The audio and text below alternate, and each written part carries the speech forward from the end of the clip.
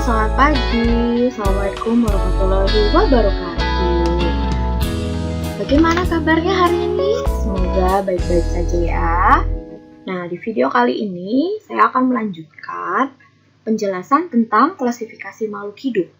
Ya, tujuan pembelajaran kita yaitu memahami sistem klasifikasi makhluk hidup.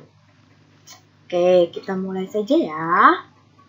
Sistem klasifikasi makhluk hidup itu ada beberapa macam. Dimulai dari sistem klasifikasi 2 kingdom ke sistem klasifikasi yang kita pakai sekarang yaitu sistem klasifikasi 6 kingdom. Pada sistem klasifikasi yang pertama yang akan kita bahas yaitu sistem klasifikasi 2 kingdom. Sistem klasifikasi 2 kingdom pertama kali dikemukakan oleh Aristoteles pada abad sebelum Masehi. Tapi kemudian dikembangkan oleh Carolus Linnaeus pada tahun 1735. Sistem klasifikasi 2 kingdom itu dibedakan berdasarkan yang pertama adalah autotrof, yaitu makhluk hidup yang bisa membuat makanan sendiri. Dan yang kedua yaitu heterotrof, yaitu makhluk hidup yang tidak bisa membuat makanan sendiri. Jadi dia harus mencari makhluk hidup yang lainnya untuk dijadikan makanan. Nah, sistem 2 kingdom ini terbagi menjadi pastinya dua, yaitu yang pertama adalah kingdom Plantae dan yang kedua adalah kingdom Animalia. Jadi kingdom Plantae ini semua jenis tumbuh-tumbuhan masuk ke dalam kingdom ini. Dan pada kingdom Animalia semua jenis hewan masuk ke dalam kingdom ini.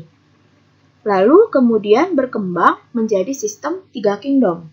Sistem 3 kingdom dikemukakan oleh Ernest Haeckel pada tahun 1866. Beliau mengemukakan ada 3 kingdom yang utama. Yang pertama yaitu kingdom Plantae atau kingdom tumbuhan. Yang kedua ada kingdom Animalia atau hewan. Dan ada satu tambahan lagi yaitu kingdom Protista. Nah, kenapa ini ditambahkan kingdom Protista? Karena ternyata Protista merupakan makhluk hidup yang belum mempunyai organ yang sempurna, artinya organnya itu belum terdiferensiasi. Tadinya Protista ada yang masuk ke dalam kingdom Plantae, tapi ada juga yang masuk ke dalam kingdom Animalia. Kemudian dikeluarkan karena ada organ yang belum terdiferensiasi, terus Protista itu sendiri terbagi menjadi ada Protista yang mirip hewan, yaitu contohnya adalah pada amoeba. Dan ada protista yang mirip tumbuhan, yaitu pada alga atau ganggang. Nah, ada satu lagi protista, yaitu protista mirip jamur atau fungi. Nah, ini protista ini, kalau secara beberapa ciri tertentu, dia memiliki kemiripan pada hewan, misalnya memiliki ciri yaitu dapat bergerak. Nah, kalau protista yang mirip seperti tumbuhan memiliki ciri yaitu memiliki klorofil.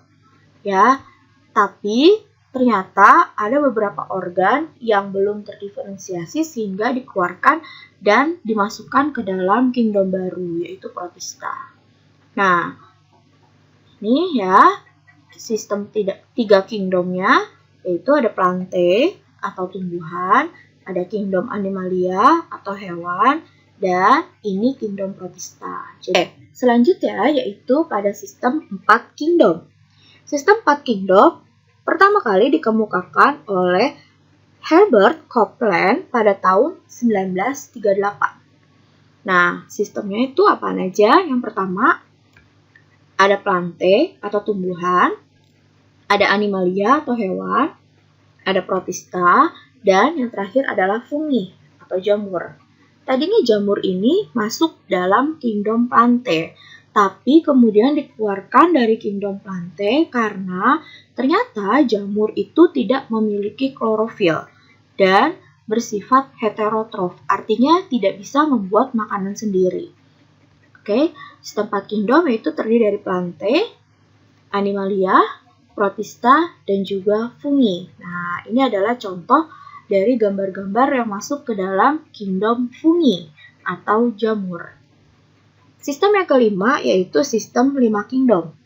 Sistem 5 kingdom dikemukakan oleh Robert Whittaker pada tahun 1969, yaitu terdiri dari Plantae atau tumbuhan, Animalia atau hewan, Protista, Fungi atau jamur, nah ada satu lagi yaitu Monera atau bakteri. Tadinya Monera ini masuk ke dalam kingdom Animalia, kemudian dikeluarkan karena ternyata Monera ini tidak memiliki membran inti sel. Membran inti sel itu adalah pelindung dari nukleus atau pelindung dari inti sel, ya. Oleh karena itu, pada Plantae, Animalia, Protista, sama Fungi karena memiliki membran inti sel masuk ke dalam organisme eukariotik. Dan kalau Monera atau bakteri ini masuk ke dalam sistem prokariotik. Eukariotik itu artinya memiliki membran inti sel, sedangkan prokariotik tidak memiliki membran inti sel. Sistem 5 kingdom yaitu ada Plantae atau tumbuhan, ada kingdom Animalia, Protista, ada kingdom Fungi, dan juga kingdom Monera. Oke, yang terakhir ada sistem 6 kingdom. Pertama kali dikemukakan oleh Carl Walsh pada tahun 1977, yaitu terdiri dari Plantae atau tumbuhan, Animalia atau hewan, Protista, Fungi atau jamur.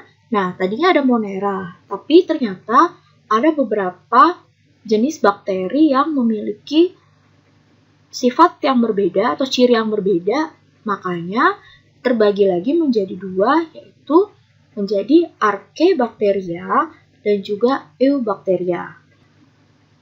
Archaebacteria artinya adalah bakteri yang hidup pada tempat yang ekstrim. Tempat yang ekstrim ini seperti pada lava, terus bisa pada kadar oksigen yang rendah, atau air yang kandungan garamnya sangat tinggi gitu. Terus yang kedua, Eubacteria yaitu bakteri yang hidup pada tempat yang biasa, ya.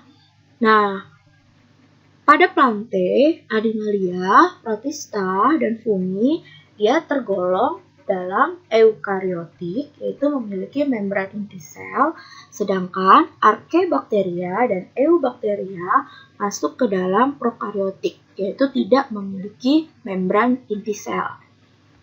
Oke, sistem 6 kingdom yaitu Plantae atau kingdom tumbuhan, kingdom Animalia, kingdom Protista, kingdom Fungi atau jamur, dan ini kingdom Eubacteria, dan terakhir kingdom Archaebacteria.